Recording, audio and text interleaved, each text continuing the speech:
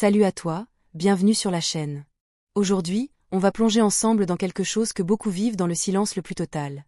Ces matins où ton corps a pourtant dormi toute la nuit, mais ton âme, elle, se réveille déjà complètement épuisée. Tu ouvres les yeux, l'alarme sonne, le monde extérieur continue sa course folle. Mais quelque chose au fond de toi refuse tout simplement de se lever. Et non, ce n'est pas de la paresse. Ce n'est pas un manque de volonté. Et souvent, ce n'est même pas de la tristesse au sens classique du terme.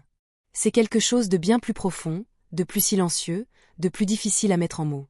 Si tu te reconnais dans ce que je suis en train de décrire, reste avec moi jusqu'à la fin. Parce que tu fais peut-être partie de ces personnes qu'on appelle parfois les élus.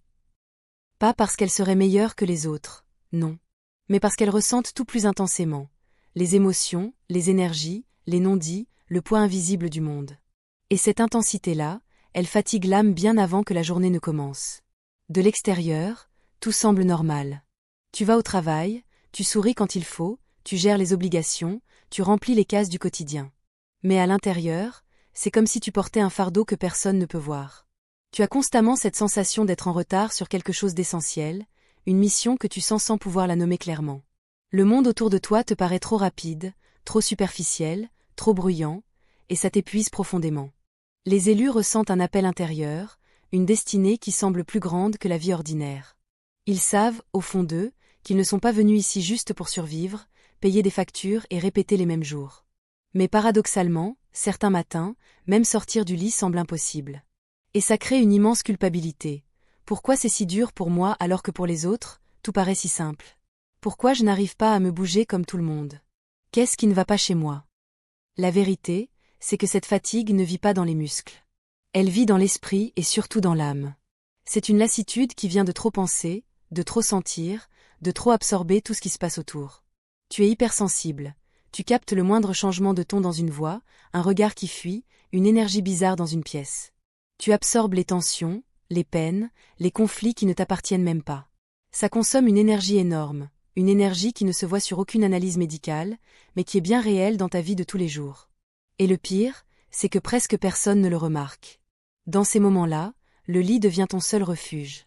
Pas par faiblesse ou par manque d'ambition, mais parce que c'est l'unique endroit où tu n'as pas besoin de te protéger, où tu n'as pas à absorber, à interpréter, à réagir. Ton esprit, lui, ne s'arrête jamais. Il tourne en boucle avec des questions existentielles, de l'autocritique sévère, la peur de l'échec, la peur de gaspiller ton potentiel, la peur de ne pas être à la hauteur de cet appel que tu ressens. Tu te sens souvent décalé, comme si tu ne rentrais jamais complètement dans ce monde. Les conversations quotidiennes te paraissent superficielles, les préoccupations des autres te semblent parfois trop petites. Et en même temps, tu te demandes pourquoi toi, tu ne peux pas être aussi léger qu'eux. Petit à petit, tu parles moins, tu t'ouvres moins, parce que quand tu essaies d'expliquer cette fatigue de l'âme, les gens ne comprennent pas. Ils te disent « mais t'as dormi 8 heures. Faut juste te secouer un peu. » Et toi, tu te tais, tu gardes tout à l'intérieur, et l'isolement grandit doucement. Et puis il y a ce but intérieur qui ne te lâche pas.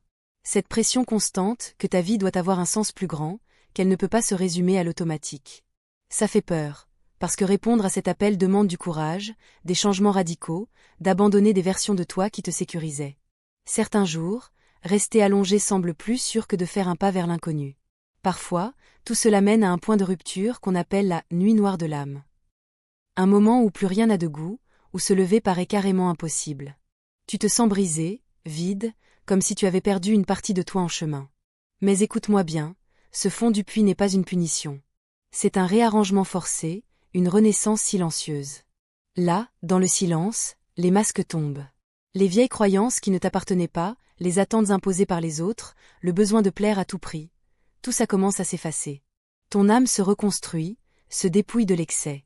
Le lit n'est plus une fuite, il devient un cocon de transformation. Et même si rien ne semble clair à ce moment-là, quelque chose de profond est en train de changer en toi. Puis, un jour, sans tambour ni trompette, ça bouge. Tu te réveilles, le poids est toujours là, la sensibilité est toujours là, les questions reviennent, mais cette fois, tu comprends. Tu comprends que tu n'étais pas bloqué par faiblesse ou paresse. Tu étais en protection, en préparation. Tu acceptes enfin ton rythme, ta profondeur, ta façon unique de ressentir le monde. Tu te lèves doucement, avec précaution, avec un immense respect pour tout ce que tu as traversé. Pas pour prouver quoi que ce soit à qui que ce soit. Juste pour vivre en vérité, aligné avec qui tu es vraiment. Parce que le vrai réveil des élus, ce n'est pas se lever à 5 heures du matin comme les coachs le prêchent. C'est se lever entier. Savoir qui tu es profondément, comprendre pourquoi tu ressens tout si fort, et réaliser que ta simple existence fait déjà partie de ton but. Si tu vis ça en ce moment, sache que tu n'es absolument pas seul. Ces matins lourds, cette lutte silencieuse, c'est le signe que tu es en train de t'aligner avec quelque chose de beaucoup plus grand. Si cette vidéo t'a touché, si elle t'a parlé au cœur, n'hésite pas, mets un pouce bleu, partage-la à quelqu'un qui en a besoin, et abonne-toi pour ne pas rater les prochains contenus sur l'éveil spirituel, la croissance personnelle et tout ce qui touche à l'âme. Dis-moi en commentaire, est-ce que toi aussi tu connais ces matins où l'âme est déjà fatiguée? Qu'est-ce qui t'aide, même un tout petit peu, à te lever quand même? Merci du fond du cœur d'avoir regardé jusqu'au bout. Prends soin de toi, prends soin de ton âme, elle porte quelque chose d'immense. On se retrouve très vite. À bientôt.